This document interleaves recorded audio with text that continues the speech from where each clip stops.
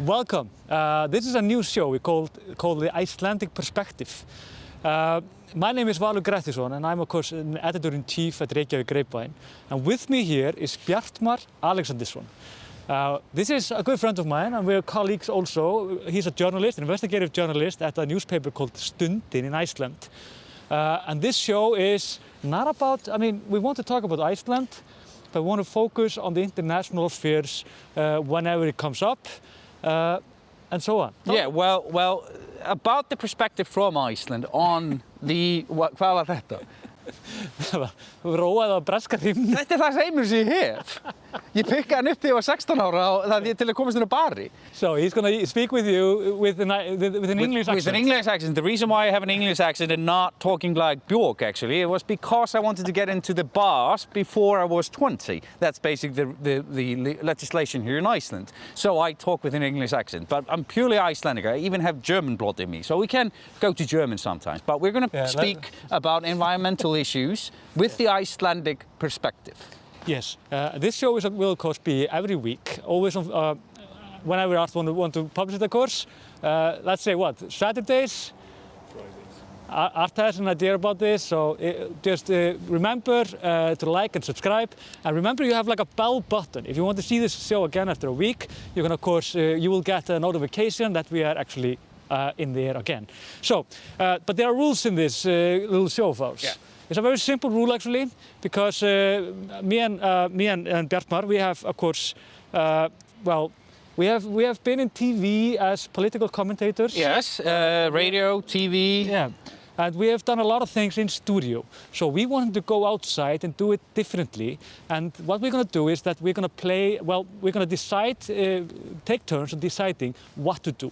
And this time, because, this is my show in the end, you know this. Well, it's you're choosing now. Next time is my choosing of location. So I told him that I want to play an odd game. It's a Scandinavian game. Some have said that this is like an old Viking game. Yes. It's not true at all. It's a Scandinavian game, probably Swedish for some Probably Swedish. Some boring country like that. And it's called Kubbur, or bricks. Yeah. And what we're going to do is, the rules are fairly simple. We will try to knock down each other's bricks, and when we're done, the king has already fallen here. Yeah, that was a good start. When we're done, we will try to kill this king if Polly will not be first to do it. So the one that failed to kill the king will basically win this. Yes. And of course we will speak environmental issues at the same time. Yes, while we are beating down each other's bricks. Right. So here we go.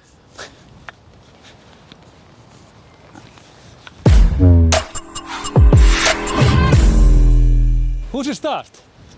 I think you should, since you picked this location in this weather. It's a crappy weather actually. It's raining, not much wind though. You're not happy about this, are you? Well, this is actually the day after the first day of summer. So officially, yesterday was the first day of the summer, and this is Icelandic summer, basically. So I will ask the first question. Because I'm going to try to knock down your little bricks here. My first question is, of course, you have been investigating environmental issues in Iceland now for quite a while, and you even had like a nomination for investigative journalism for the Icelandic Journalism Prize, I guess. Yes. So I want to ask you, because Joe Biden, he announced this huge goal. He wants to reduce the what would you call it, carbon emission. From America, from like 50% from 2005. Yeah. Just what does this mean even? Well, basically the US have a pollution number that they created pollution in 2005. And they want to reduce that number by 50% before 2035. So they want to try to get carbon neutral. Okay. Well, this means that they have to cut down their emissions quite a lot. How will they do that? I mean, they're definitely gonna shut down some coal plants and what more? Well, this is kind of how the governments have done this in the past. There are two ways to do this. It's either way to basically shut down, as you say, coal plants, or offset the carbon. Offset. the carbon emissions. Okay. So what that means is that they can actually plant trees to offset the carbon and therefore minimize their emissions. Okay. It doesn't mean they have to shut down a coal plant. They just have to plant trees that create or take in as much CO2 as a coal plant. But they are now saying like, now they're saying now that they will probably need to close off 5 plants. And coal plants are of course not in Los Angeles, San Francisco and such. It's obviously in like the, if you would call like the rural area, or like, I mean, where the Trump supporters live and they want heavy industry. I mean, this sounds like a political mess to me actually. Well, it can't be political if you do it wrong. Okay. Because what it has to be done is that, of course, we have to get the emissions down. Everybody agrees on this. And if you don't agree with that this is a problem, then you shouldn't even be watching this show. But the problem we have here is that we need to cut down the emissions. Everybody is agreeing that, every scientist, or most of the scientists, I would say. Well, we have like the fringe 1%. Exactly. Which everybody, the deniers are claiming, like clinging on to, basically. Exactly. So basically the problem we have is that this 1% is actually being funded by the industry. So this 1%, they might not have a loud voice, but with the money they receive from the industries, oil industry, coal industry and so on, from lobbyists, they actually have a quite high voice. So what they are trying to say is that if you reduce this, you will, how would I say this? You would make unemployment higher in the US. Right. Yeah. But how the European countries actually do this, they just shift it. Yeah. They moved from coal to solar and wind and created jobs in other fields, such as solar and wind. And so it's also like a booming industry that could come out of it. Exactly. And if the US is going to be lagging behind, I mean, we're talking about like who is going to rely on oil and coals in like 50 years from now. I mean, the country that is not thinking about this industry right now is not going to be the biggest economical empire like within a century. Right? No, that's also the case because the introduction of fossil fuels into countries' economy which do not produce enough fossil fuels which they burn actually makes a minus in their industry. Yeah, right. So what happens is that countries like China, which don't have a lot of natural resources like oil, for example, and they don't have much coal, they're actually importing most of their coals from Germany. Right. But what these nations have shown, especially China, is that they want to be independent from these natural resources. And there's a great example, for example, here in Iceland, that before the war, in about Second World War, at about 1920, we decided to heat all homes in Iceland with hot water springs coming from the earth. Right. What happened then is that we start importing coal and oil to heat our home. So with that, the government saved a ton of money. Okay. And also the people of Iceland saved a ton of money because it was cheaper to make heat our homes with hot water.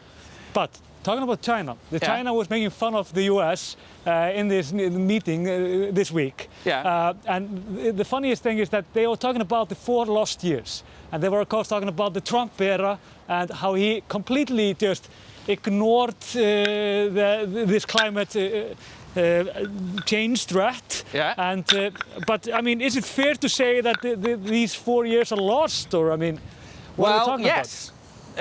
They are lost. I mean, because they didn't start a program to minimize the carbon that they could have minimized, that is a lost opportunity. Yeah, so they have to catch up now and do it even faster than if they had started 4 years ago. And this is actually what it feels like. Like, I mean, it sounds good when Joe Biden says this, I mean, it sounds like a serious plan. But what they're doing now, right now, they are only just trying to catch up with the other countries. For example, like China, like in China, like per person emission that they are like letting out is like 75% less than one American. Yes. I mean, it's staggering to see the difference between these countries. Yes. Well, the Americans love to show graphics basically on this, and they show how much China pollutes versus how much the US pollute. Okay. But the problem is that they're around 1.4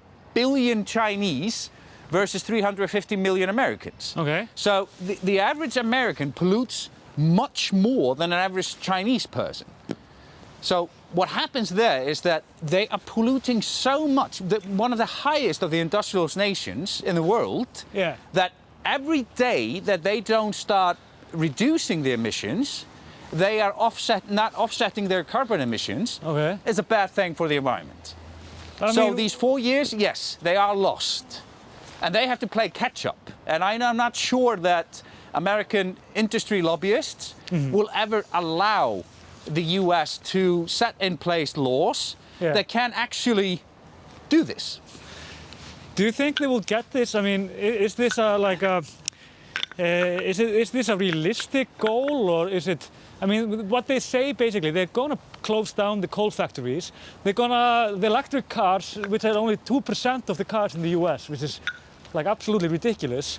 Yeah. I mean, it's 26% in Iceland. Just this year, we have imported around 3,000 cars. Yeah. It's not a lot, we're a small nation. Yeah. But 26% of those cars are 100% run on electricity. 69% are either run on electricity and gas. So you have the option to charge the car. But I mean, and these numbers are just getting higher. The most sold car in Iceland in 2020 was actually a Tesla 3 model. Yeah. Around 900 Elon units Musk, basically. sold. Elon Musk is single-handedly making cars in Iceland electrified. Yeah. So it's electric. The thing is here that we are actually moving forward with this here in Iceland, but we're doing it quite slowly. But we're doing it a lot faster than the US. Because here's the thing. Before we move into electricity in the cars, or electrifying the cars exactly, you have to look at the infrastructure. And the problem with the infrastructure US is seeing what we saw in Texas earlier this year, which the grid just went down. And the infrastructure is a huge problem because somehow you need to transport all this electricity to every person's home so they can charge their car. And this, makes it that they have to spend billions of dollars of building up their infrastructure. And this is basically just like a avalanche just waiting to happen. I mean, they always have to do it. The longer the wait, more or less, it's going to cost more, and it's going to be you have to do it in less time and so on. I mean, yes, and here's also the problem for the US is that there is a double pressure on the US to move on to free emission, carbon emission energy. There's a double pressure on them.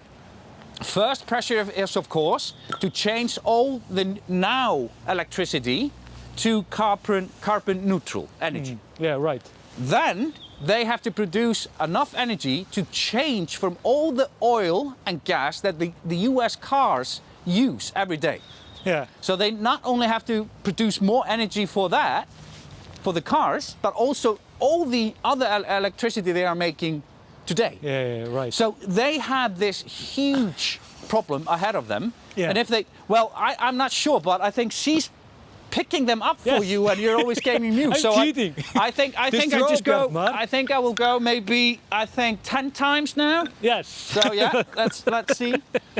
But that's basically the problem we have. Okay, but tell me one thing. How is Iceland doing when it comes to this? I mean, the thing is, if we would be 330 million in a nation, Jesus, I mean, we will be in a pretty bad place ourselves. Except, of course, we have thermal plant energies. Well, we have volcanoes and lava running around underneath our country, so we're fine.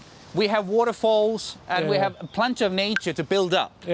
plenty of power plants. Yeah. The problem the US have is that, of course, yes, there are many, but the problem they have is that they have to produce this energy with what resources they have, which is wind and solar, and more coming.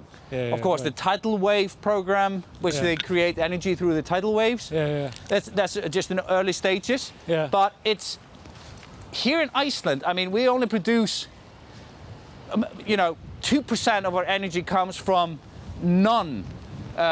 natural resources. Right. So it's 2% come from with CO2 emissions. 98% is emission free. But here's the problem. On paper, it's not 98%. No. It's actually lower to 55% clean energy. Because what Icelandic power companies have done is they actually sold the licenses for the clean energy here in Iceland to other countries. It's a business. It's a booming business. Well, it's a booming business, yes. In this area, that clean energy companies can sell their energy certification for clean energy and get money for it. But according to my monthly electric bill, 26% of my electricity here in Iceland is made with nuclear, coal, or oil. And we don't have nuclear, coal, or oil plants in Iceland. It's absurd. I mean, it's absolutely absurd to see this on your bill. Like, this is what we actually are paying for in the end of the day, and this is how we're using our I wouldn't say nature, but I mean our good stand we are a front runners, naturally so, in this area, and it's ridiculous to see how we're profiting from this, right? Yeah, well, we are profiting, and of course understand the scheme on paper how it works, because then the companies which have been producing clean energy for all the time, they can actually make more money than the companies which are producing with dirty energy. Right. Or dirty coal or dirty oil, or what you want to call it. So it actually boosts up the clean energy industry. Right. But on paper, it's just changing hands. You just have a certificate that says, hey, I have clean energy. Right. It's absurd, but I mean, it is what it is, and I mean, so it goes, and so on. But I mean, the thing is that what I feel like is like, at least when it comes to the Icelandic point of view, is like how unstable the political landscape always is in the US. So we've had like Bill Clinton that did just fine when it came to environmental issue. Then you have a war president like George Bush, of course for understandable reasons actually. Then you have Obama. He did this agreement with China in 2014, and I mean, and then you have Donald Trump in the last 4 years. So you're having a very unstable market for for the companies that try to build up like wind and solar energy and so on. Yes, I mean the fundamental problem here is simple. While Chinese companies are getting the biggest in manufacturing and selling wind and solar energy, or basically the solar cells and the wind turbines, they're getting the biggest in the world in producing these. The Americans actually are just going up and down and up and down, depends on who's the president. Exactly. And what you see here is that while the Chinese are just going up because the Chinese Communist Party has this agenda to buy endless of this. And they're running also, here's the thing that you have to also understand is that the solar panel and windmill technology, the Chinese are getting better than the Americans. Right, So when this is the new technology that how much electricity can you produce per windmill or per solar cell. And this actually is important because how much electricity you can make. And if the Chinese run and win this competition in this technology race, the Americans will have to pay and buy this technology from the Chinese. Right. And that's a situation that must hurt. that will hurt, definitely, because I mean the Americans have always been leading in the 20th century and the 21st century in technology. Right. They're here only because of political agendas, Yeah. which is run by Instability. industry lobbyists, Yeah, this industry has been put down yeah, because they should be have putting billions in this technology. Because if the Americans would have win this technology war with China, all the world would be buying American wind mills and American solar cells. well, they do have Facebook. I mean, that's like really... Well, great. That's Really going to work great. for the 45 plus generation. Yeah. So, what do you say? Should we just try to do the king? No, you need to knock this down. You... I'm not going to let you do this. Then we clip over it. We're not going to let you. You need to do the work. I can win you. Yeah, I think actually Polly did this one though. No. Ah, you said it because you're winning. No, Polly did not do this one. I did this one. I'm telling you, the No. only reason you're saying this is because you're winning, right? Well, I'm gonna mess you over now.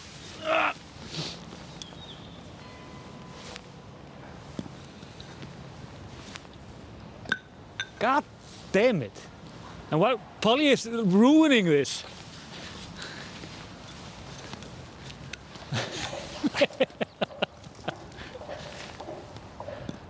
Oh! God damn it! So we have the Chinese, we have like the EU, of course. We have Joe Biden, but what comes after Joe Biden is like best guess is Donald Trump again right now. So. Well, yeah, I mean... How optimistic can we be that anything will change from now on? I mean, this sounds like huge news, but it just feels like US catching up and everybody else is more or less just, okay, they're just back to the civilization after they just ostracized themselves completely with Donald Trump. Well, it's like the 40-year-old virgin beginning college. I mean, he's too late to the party, and it's always going to be ridiculous when he shows up. He's going to look odd, you know, he's going to be the strange guy in the room. That's the US right now. Yeah, right. He's the 40-year-old virgin. Yeah, I mean, that's the thing. I mean, you know, who hasn't been into a college party and this one older guy shows up and nobody knows who he is? You know, he's there. What kind of party were you in? Trust me, you don't want to know. But they will have to do this, but the Democrats need to have then the presidency, Congress, and the Senate for the whole time period. Because if the Republicans come in, they will close this down. This is a fantastic point because I mean, either way, whatever Joe Biden is saying, I mean, he is obviously gonna meet a heavy resistance from the parliament. Oh, what? Okay. I mean, what do you think? Do you think that the public as well as the MP? I mean, America is so polarized right now. They can't even get vaccinated without an accident. No, I mean, so you would think that, I mean, going into a huge issue like this, I mean, how likely do you think that any of this will just be passed through the parliament? Even this is the problem. Even you got Democrats coming from states which are oil producing, natural gas producing, and coal producing that are going to be against this. Right. So you even have a problem inside the Democratic Party to get this done. So we're going to see a really much problem to see this going through on a large scale. I mean, we can see this on paper. That's completely different than actually putting this to practice. Yeah, right. Because the amount of money that they need to put in infrastructure, we're talking about tens of billions of dollars. Yeah. And even trillions. Yeah. Sorry. I mean, this will not be passed without a fight at the parliament, that's for sure. Well, yeah, I mean, if the Congress manages to get this through, it might not pass the Senate. So if the Republicans and even some Democrats might have to stop it. Yeah. You only have the king left. Yeah, I only have the king left. Ha! Nay! I love the ha! So, you won this game. You will be allowed to choose the next one. Yes. We will see what that will be though. But this was the Icelandic perspective. This is our view on the global warming issue and the decision, a huge decision actually, by Joe Biden. A very interesting one, so, and it would be very interesting just to see how that will pan out, to be honest. We will maybe do a show in 4 years' time and see actually what how they have made it. Yeah, right. But like I said before, please like and subscribe, click the bell button, and you will see our next show. You will be notified. Notified. Wow, Yeah. And you were making fun of my British accent. Yeah. Well, you know, try to speak English at least. Yeah, well, until next, see you then. Yeah, and please recycle. Yeah, that's a good point.